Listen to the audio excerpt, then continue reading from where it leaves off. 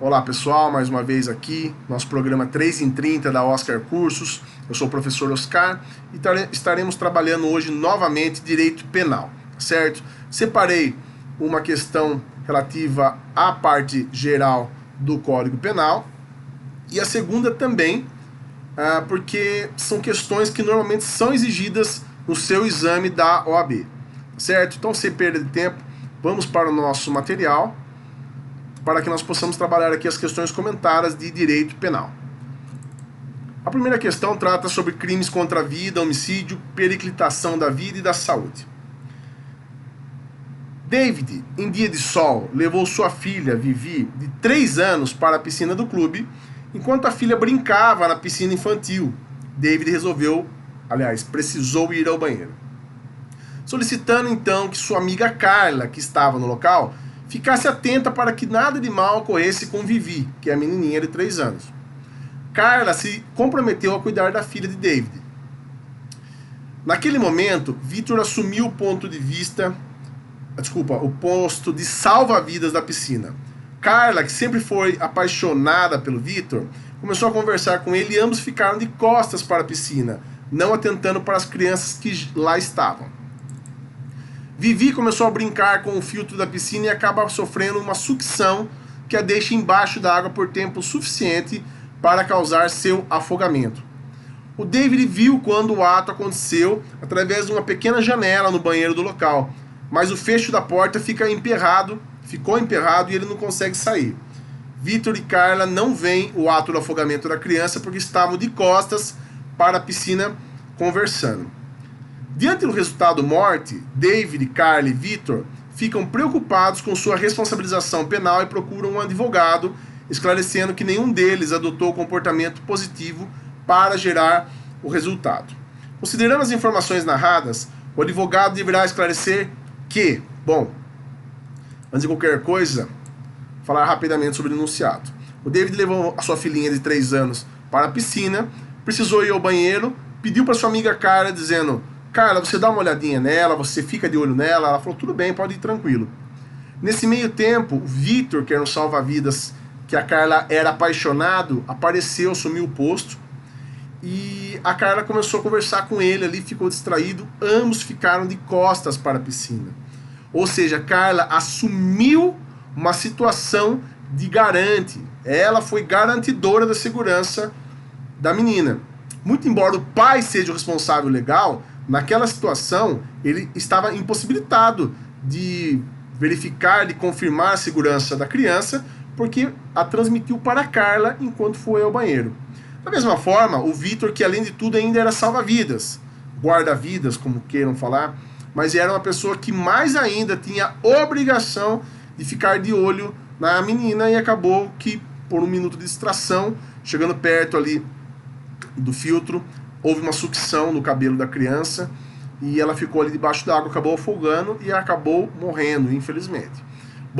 Diante disso, com relação à responsabilização, as questões serão exigidas aqui. Vamos lá.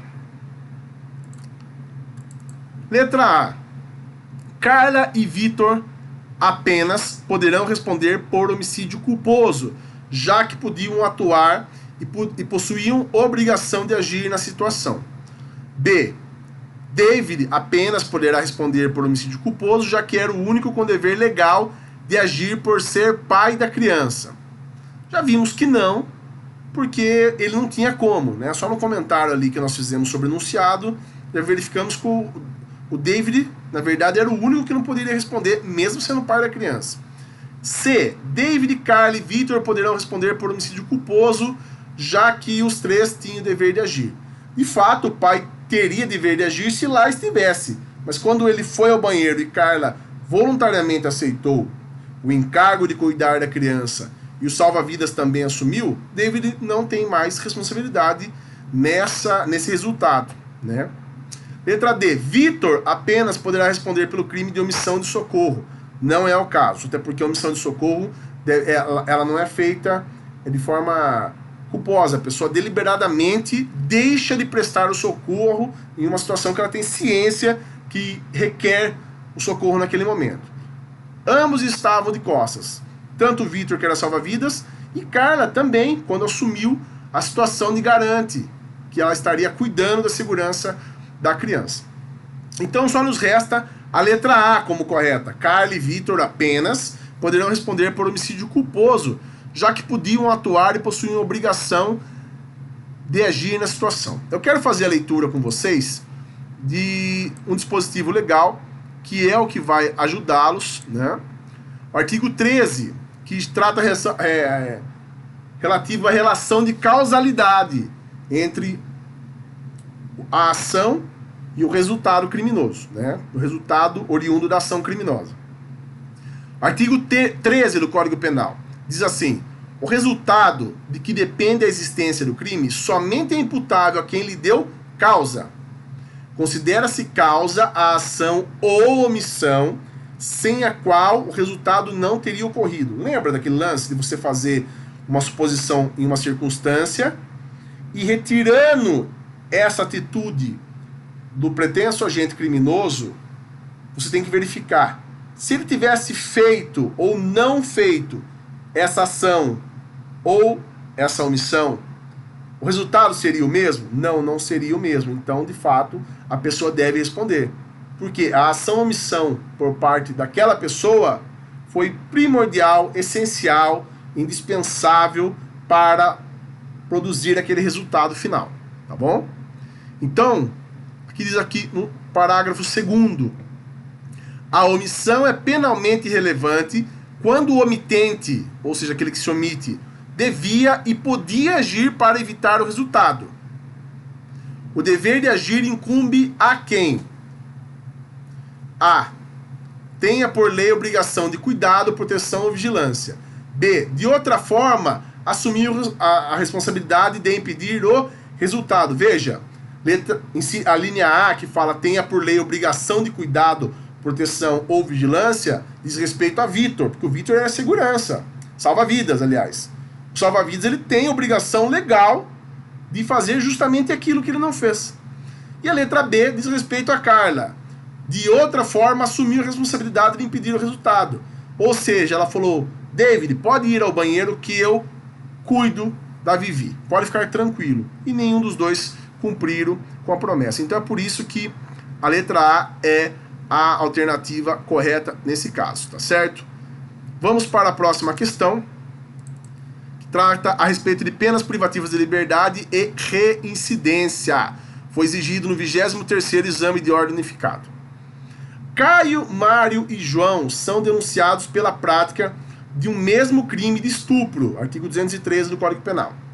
Caio possuía condenação anterior definitiva pela prática de crime de deserção, delito militar próprio, ao cumprimento de pena privativa de liberdade, ou seja, ele ficou preso, né, ele era militar, ele praticou o crime de deserção e ficou preso. Mário possuía uma condenação anterior com trânsito em julgado pela prática de crime comum, com aplicação exclusiva de pena de multa. Por fim, João possuía condenação definitiva pela prática de contravenção penal à pena privativa de liberdade. No momento da sentença, o juiz reconhece agravante de reincidência em relação aos 3 denunciados. Considerando apenas informações narradas, de acordo com o Código Penal, o advogado dos réus, 2 pontos. Bom, antes de qualquer coisa, eu quero aqui esclarecer algo com vocês. O enunciado, ele fez um jogo de palavras ali para ver se realmente você sabe o que você está falando. Então, primeiro, foi condenado definitivamente a pena privativa de liberdade, mas crime militar próprio.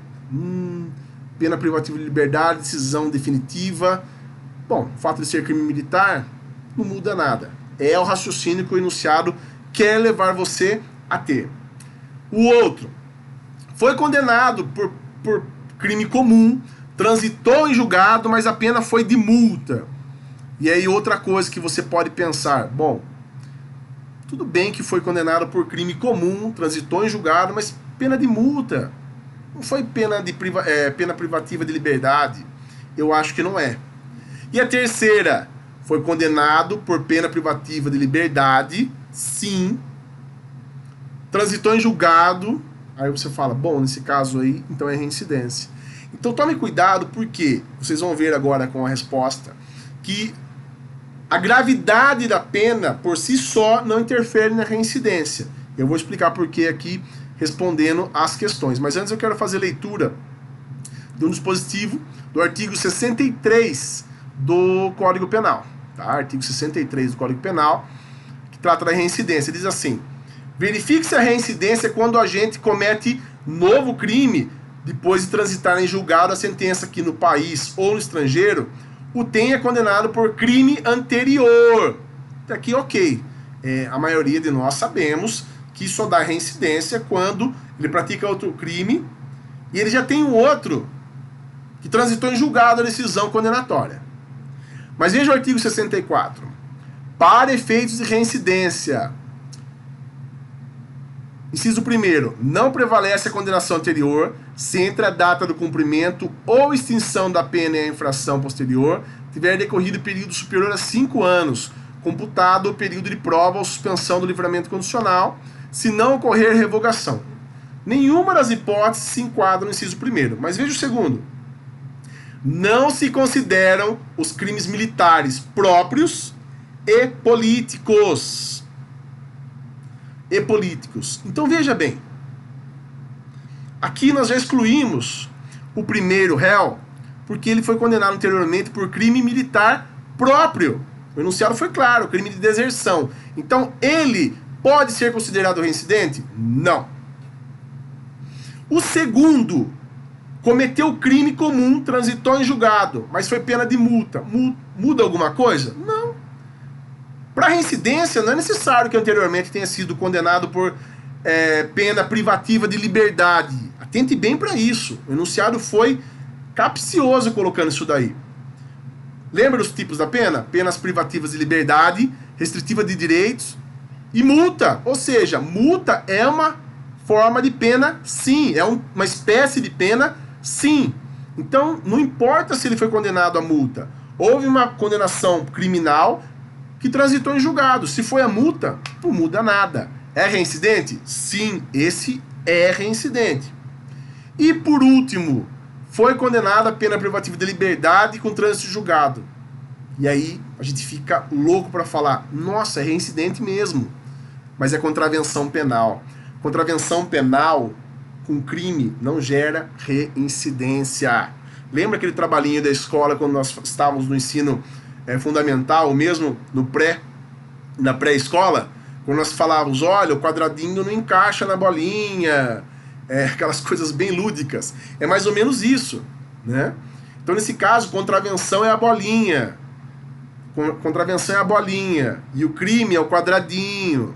Não se encaixam, tá certo? Não se encaixam.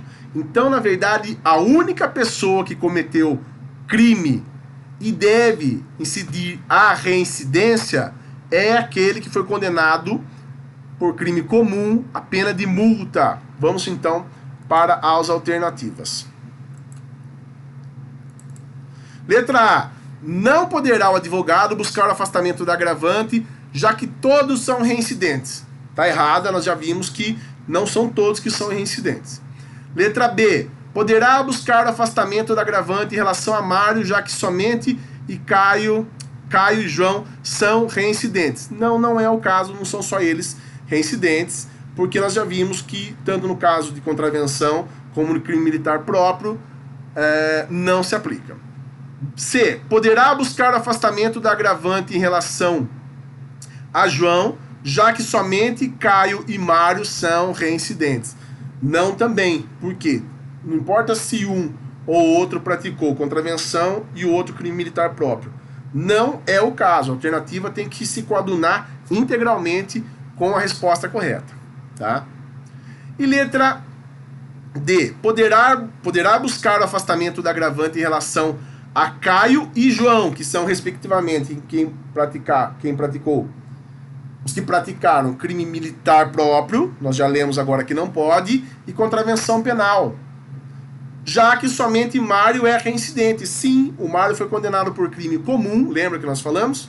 O enunciado traz. E foi condenado a pena de multa. Então, somente o Mário é reincidente. Os demais devem ter a reincidência afastada. Beleza? Espero que vocês tenham gostado. Aqui está até a próxima aula, mas nós encerramos hoje o nosso ciclo, pelo menos em Direito Penal. É a nossa última aula, muito embora com o lamentável cancelamento do exame da OAB, que seria dia 7 de março agora, nós prepararemos algo para que vocês não fiquem sem estudar, sem treinar, sem se especializar e estar gabaritado. Não se abalem, fiquem firmes, mas o 3 em 30 está acabando, mas certamente nós faremos algo nesse período que vocês vão gostar muito. Não desistam, aproveite esse tempo para se preparar ainda mais. Boa sorte e fiquem com Deus. Até mais.